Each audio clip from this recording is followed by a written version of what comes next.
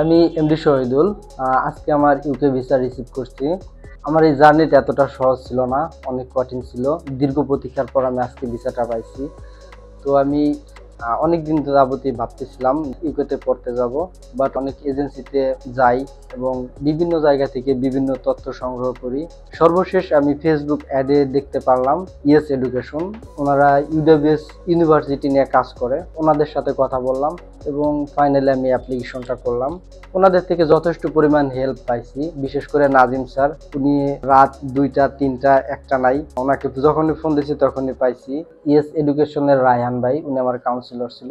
উনি আমাকে অনেক তথ্য দিয়ে হেল্প করছেন এবং অফিস টাইম ছাড়াও আমি ওনাকে কল দিচ্ছি, উনি আমাকে সবসময় হেল্প করছেন।